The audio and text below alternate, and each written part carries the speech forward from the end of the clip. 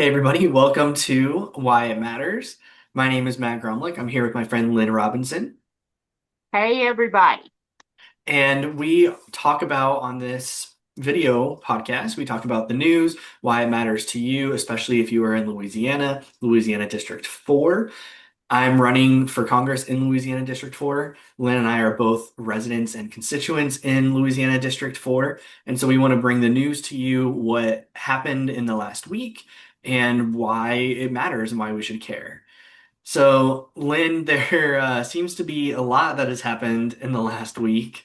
Seems like every week there's a lot that happens. Yes.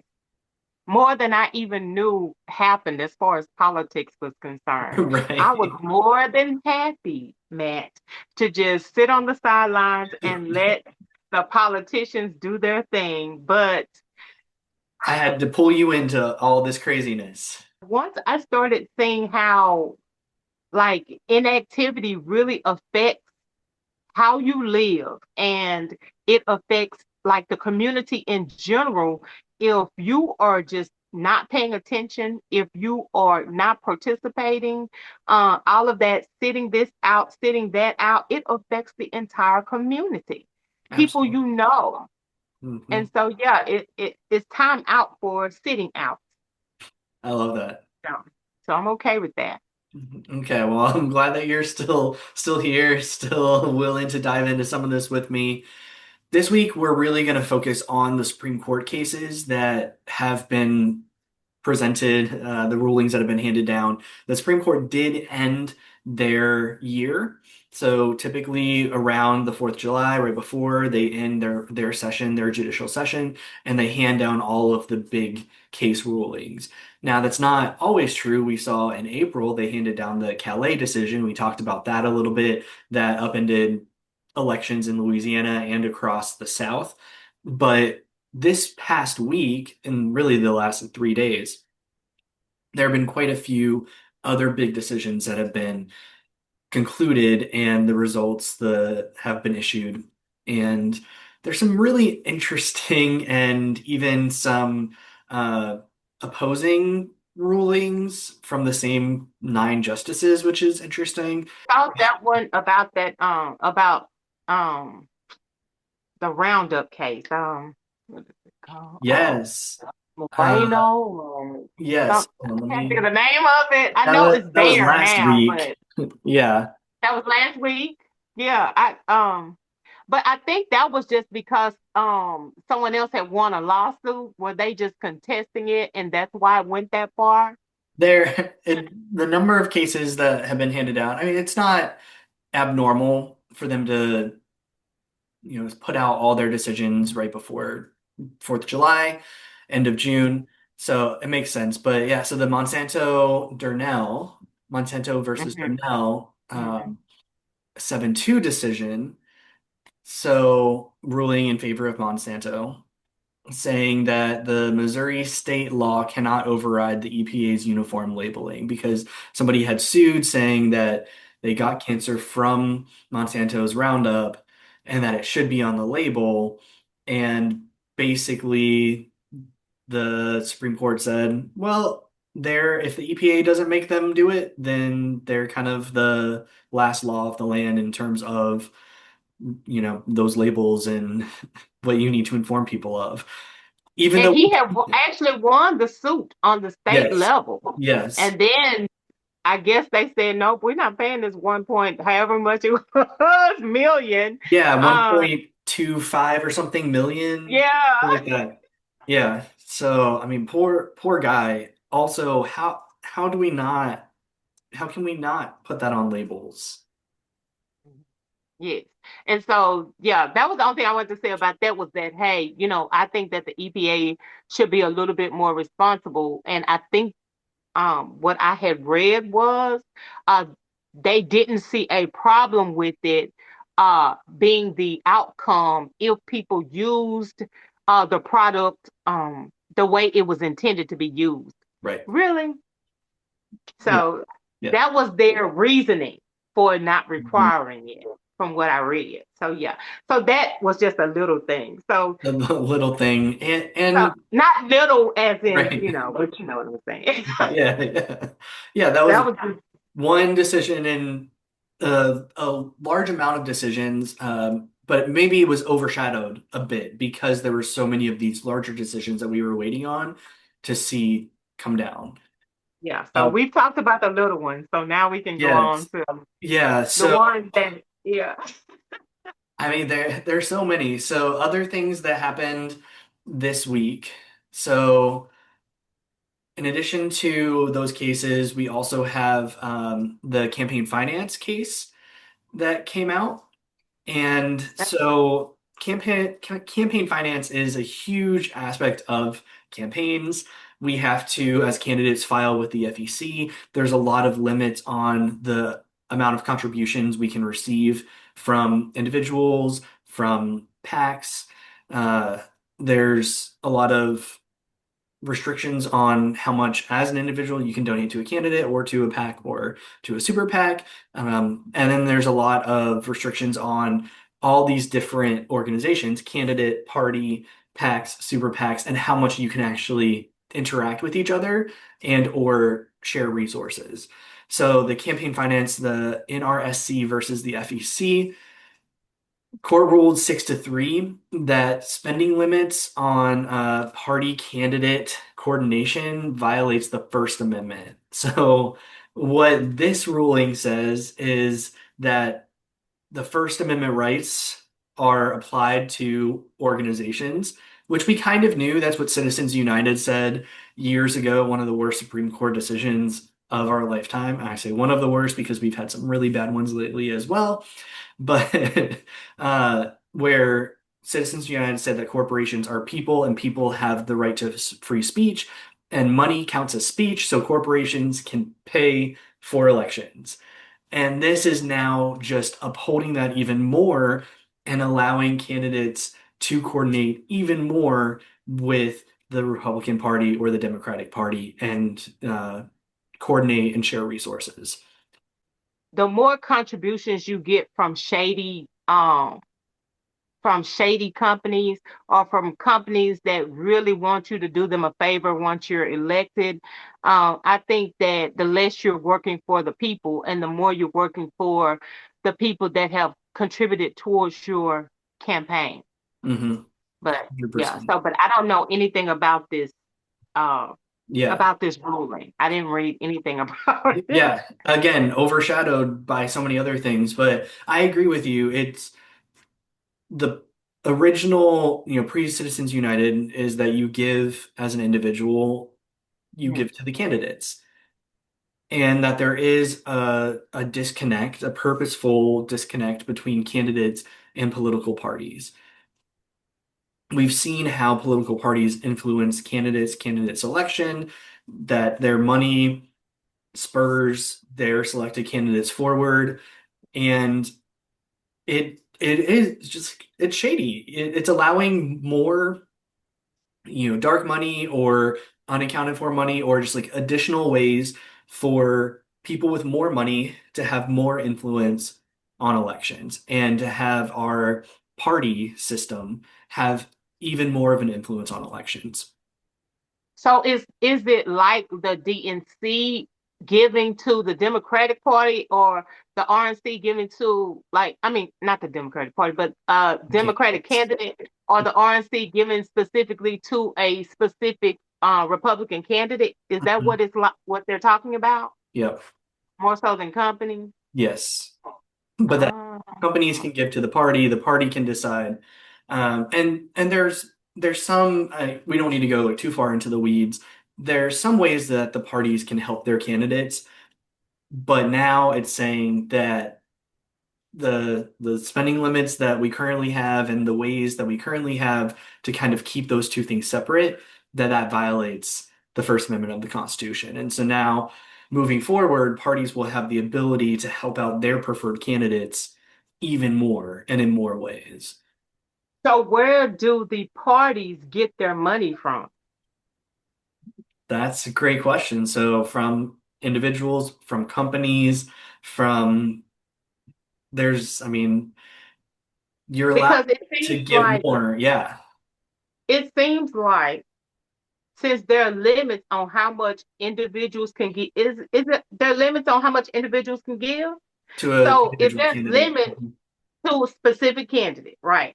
So if there's limits on how much a specific person could give, or I don't know about the businesses, let's just say a specific business can give, but there's no limits as far as how much they can give to Yep. the DNC or the RNC, Mhm. then what's to stop these individuals from saying, okay, I'm giving the RNC $40 million. Of that 40 million, 20 million has to go to this specific candidate. Mhm. They just bought a candidate. Yep. So unless my thinking is really off on that. No, I think your thinking No. is correct. I mean, technically, you give 40 million, you couldn't say it has to go, but you could say, I'd really like if 20 million went to this candidate, and if I don't see that, then I won't donate in the future. So I mean, basically, yeah. Yeah, it's So these another people are putting way. stipulations on their money. Yeah. Yeah, another way to bypass the election finance laws that we have that create or at one point created a semi-fair playing field for candidates. Okay. Yeah. So that was as a candidate, that was a really interesting ruling.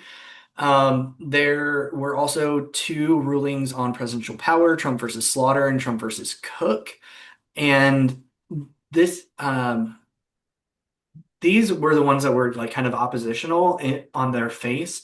So basically, what the court said is that the executive branch, Trump, can fire most heads of agencies without cause, except for the Fed, the Federal Reserve.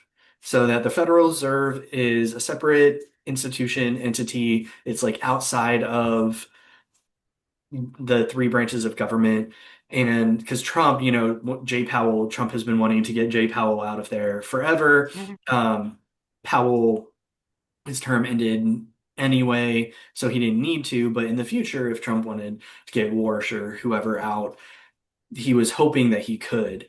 So one ruling said, not for the Federal Reserve, but then the other ruling said basically for everything else, okay, yeah, you have the ability to replace anybody for any reason or for no reason, Mhm. which is different than what we've had in the past, where we've had these agencies that did operate pretty much outside of the political sphere. Of course, they're influencing policy, but you had the same director of EPA or FEC or SEC for a while across So that you can have experts in place and so yes, yes, throughout different administrations. exactly. Exactly. And so now the Supreme Court said, well, if you want to, say except for the Federal Reserve, like everything else, fair game.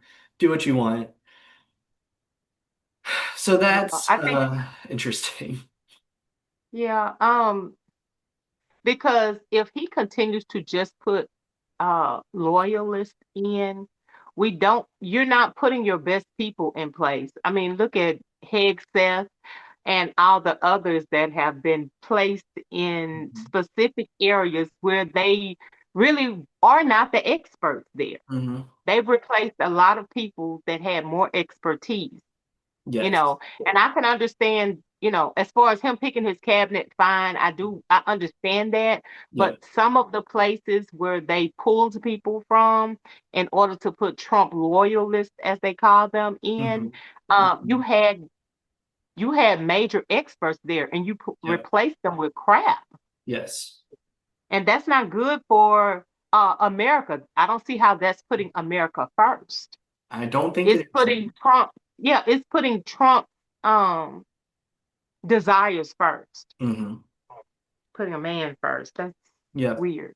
Yeah. And the theory with these separate organizations is that you have that consistency throughout presidencies, that you have those experts. And unfortunately, the current administration doesn't really care about expertise in any real field. I mean, the people that he's put into the cabinet positions are some of the least qualified of all time.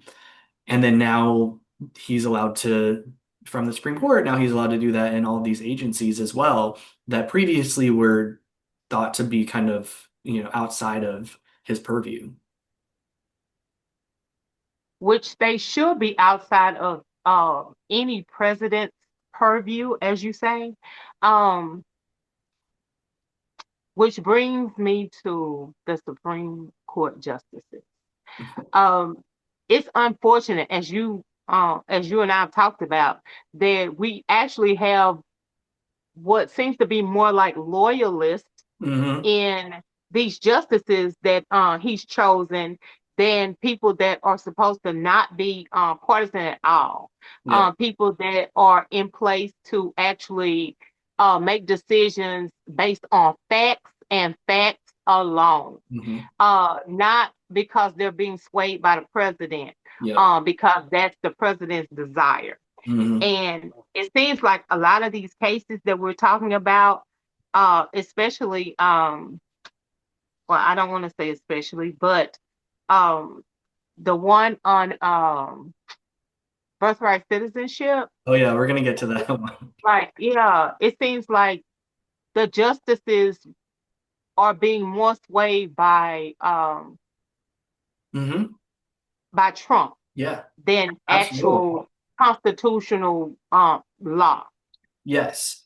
I took a constitutional law class when I was working on my master's in educational leadership, and my professor was fantastic. But one of the first things he said was, if I want an outcome to happen, then I'm going to figure out how I can make it happen. Like if I care that much about the outcome, then I know enough of the law that I'm able to justify it and get to that outcome. If I'm a bad faith actor, if I don't care about the law, if I care about the outcome, I can make it happen. And that's what we're seeing in this Supreme Court, where they know what they want the outcome to be. And so then they use different legal rationale, and a lot of them are often contradictory rationale that lead them or get them to the decision that they wanted to make. And we 100% see that with Alito and Thomas, where both of them are always a yes Trump vote. Whatever he wants, yes, dear leader, whatever you want to do, we will vote in that way. And so that's like two of the nine justices that we already know what their vote is going to be. So it's really now seven. And so to have any court case tainted and like not tainted, you need five of the seven instead of five of the nine because two are already, yeah, In his pocket. 100% in his pocket. It's In crazy. his pocket. Yes. Yes. Did you see? I sent you a video. You probably had already seen it. Did you see that video I sent you today? Of Thomas. Where, yes, yes. That's not a normal thing that they do. It's just go No, to the hill, right? nope. Mhm. And then when for viewers, I saw a video, well, we saw a video where Thomas was at the say the word because you know it's The Capitol. the Capitol. Mhm. Yeah. Yes. Oh, Thomas was at the Capitol, just walking, basically walking around with, I guess, his entourage or whatever. Yeah. And a reporter kept asking him, what he was doing there. Why was he there? Was he meeting with someone? Yeah. And at first he acted like he did not understand what she was saying. He couldn't hear her. What, huh? What Well, she said? And then once he could no longer go with that little thing, yeah. he was basically saying that he was just there. He was just walking around, just walking or Right. whatever the situation is. But he never would admit to having met with anyone or was going to meet with anyone. But I will say that this was the day before, because I believe this happened on Monday. So this was the day before. Today is Wednesday, yeah. Uh, so this is the day before the decision came down for the what am I trying to say? I just mentioned it earlier. The birthright. Yes, birthright Yeah. citizenship. Just come in with it. You know I forget words, Yeah, man. yeah, I got you. Jeez. I say this all the time, people. I forget words. It's not that I don't know, I just forget them. Yeah. But anyway, so before the case came down, before the Yep. decision came Yeah. down for birthright citizenship, uh Thomas was seen at the Capitol Yep. walking around. Yeah, okay. Mhm. Yeah, because And no, the that's what they Supreme Court do. is not housed right there. Right. What'd you say? That's what they do. They just walk around the Capitol when you're a how Yeah. old, like 80 something year old man. Like, and yeah, the Supreme Court is not there anymore. Oh, he was getting around really well, though. He He gets he was around better he than was I do, but I'm speeding just through it saying. like he yeah. Pretty interesting when I saw it. Yeah. Yeah, So, I will link the that video in the description because he's moving. He is booking it. yeah. Yeah. I'm sure he didn't want to run into any reporters. No. That's the only reporter that I actually saw asking him stuff. I may not have, there may be others, but obviously he was pretty incognito. Yeah. Yeah. So He did I not don't want know to how be that happened, but found. yeah, Yeah. I guess he went through some back doors or Hmm. something. Hmm. Well, Yeah. somebody caught him in there. So yeah. Yes. Like, Thankfully, we still have media that's allowed in the Capitol.